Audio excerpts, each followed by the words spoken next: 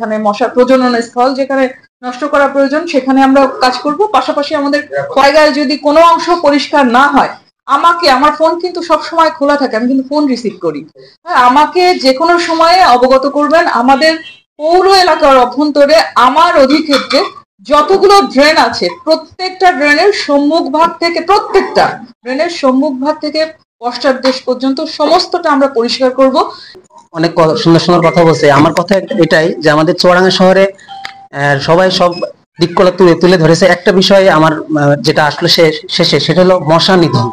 আসলে আমাদের ছোট ছোট বাচ্চারা যখন বাসায় থাকে বা ড্রেনের যে বিষয়গুলো আমরা দেখি, অতিরিক্ত মানে মশা, এবং এই মশার যে বিষাক্ত কামড়, মানে সেটা আসলে এইটা কিন্তু আমাদের পৌরসভা থেকে, আমি আমার এলাকা বেলগাছি, এখানে আমার মনিচাচা আছে, বেলগাছি কিন্তু কখনো আমি দেখিনি কখনো মশা নিধনের জন্য পৌরসভা থেকে কেউ ওখানে গেছে বা আপনার যে স্প্রে, হ্যাঁ, এটা কিন্তু আমাদের চুয়াডাঙ্গা শহরে হয়তো শহর কেন্দ্রিক হতে পারে, কিন্তু এই যে হয় না যে এখানে বললো। এইটা আমি আজকের এই অনুষ্ঠান থেকে আমি চাবো যে আপনারা এই মশা, বিশেষ করে মশা নিধন যেটা, এটা কিন্তু আমাদের বাচ্চাদের জন্য, আমাদের জন্য, সকলের জন্য ক্ষতি।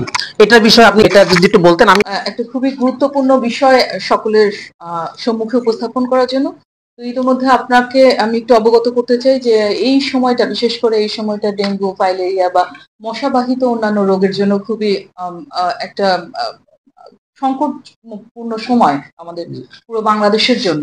তো এই কনসার্ন থেকে কিন্তু আমরা শহরের, আমি আমার কনজারভেন্সি অ্যাসিস্ট্যান্ট আছে মনে হয় এখানে, আমি তাকে একেবারে খুব স্ট্রংলি নির্দেশনা দিয়েছিলাম যে এই শহরের, শুধুমাত্র শহর কেন্দ্রিক না, ওই যে হাজরাহাটি মানে পৌর এলাকার মধ্যে আমার যতগুলো ড্রেন আছে সেই ড্রেনের সম্মুখ ভাগ থেকে পশ্চাৎদেশ পর্যন্ত প্রত্যেকটা ড্রেনের পরিষ্কার হবে, যেন ফ্রি ফ্লোটা, পানির ফ্লোটা যেন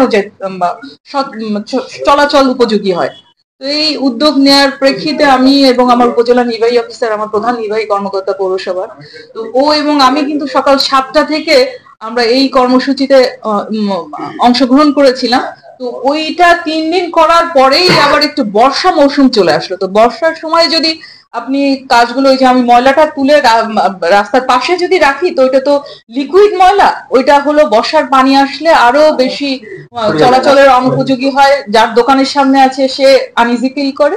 তো এই বিষয়গুলো নিয়ে আমি বলেছি আবার একটুখানি যখন রোদের আবহাওয়াটা থাকবে, পুরো আপনাদের সকলকেই আমি আশ্বস্ত করতে চাই এবং এ ব্যাপারে আপনাদেরও সহযোগিতা কামনা করছি যে কোনো ধরনের কোনো জায়গায় যদি কোনো অংশ পরিষ্কার না হয়, আমাকে, আমার ফোন কিন্তু সব সময় খোলা থাকে, আমি কিন্তু ফোন রিসিভ করি, হ্যাঁ, আমাকে যে কোনো সময়ে অবগত করবেন। আমাদের পৌর এলাকার অভ্যন্তরে আমার অধিক্ষেত্রে যতগুলো ড্রেন আছে প্রত্যেকটা ড্রেনের সম্মুখ ভাগ থেকে পশ্চাৎদেশ পর্যন্ত সমস্তটা আমরা পরিষ্কার করব। এবং এখানে যেখানে আপনার লার্ভিসাইড প্রয়োজন, যেখানে মশার প্রজনন স্থল যেখানে নষ্ট করা প্রয়োজন, সেখানে আমরা কাজ করব। পাশাপাশি আমাদের ফগান মেশিনের মাধ্যমে যে মশার বিষ স্প্রে করার, এবার কিন্তু আমি একটু আপনাদেরকে অবগত করতে চাই যে কার্যকরী মশার বিষ আমি ক্রয় করে রেখেছি, যেটা আগামী 1 বছর পর্যন্ত আমার মানে স্প্রে করার জন্য কোনো সমস্যা হবে না। 1 বছর পর্যন্ত একদম মশার বিষ কেনা রয়েছে আমার প্রায় 65 লিটার, যেটা 1000 লিটারে 1 লিটার দিলে, 1000 লিটার পানিতে 1 লিটার বিষ স্প্রে করলে যেটা কার্যকারিতা চলে, সেটা আমার পুরো বছরের জন্য কেনা রয়েছে। এবং আমি বলেছি এটা কার্যকরী হতে হবে, দৃশ্যমান হতে হবে। আসলে পৌর এলাকার মানুষের যে কষ্ট, সেটা লাঘব করতে না পারার ব্যর্থতা আমার, হ্যাঁ, আর সকল সার্থকতা বা সবকিছু কিন্তু আপনারা সহযোগিতা করেন জন্যই একটা অন্য প্রতিষ্ঠানের থেকে এসেও এরকম জনকল্যাণমূলক বা পিপল ওরিয়েন্টেড একটা অর্গানাইজেশন কিন্তু আপনাদের সহযোগিতার কারণেই আমরা পরিচালনা করতে সক্ষম হচ্ছি বা করতে পারছি। তো আমরা চাই সকলের সমন্বিত উদ্যোগের মাধ্যমে, এবং আমার পৌর এলাকার কোনো নগরবাসী যেন কষ্ট না পায়। হয়তো সকলকে আমি অ্যাড্রেস করতে পারছি না, আমার ব্যর্থতা, আমি বলছি যে আমার সক্ষমতা, আমার অ্যাবিলিটি সবকিছু মিলায়ে হয়তো আপনাদের যেই সেবা, নগর সেবাটা দেওয়া উচিত, সেই নগর সেবা হয়তো আমরা এখনো নিশ্চিত করতে পারছি না।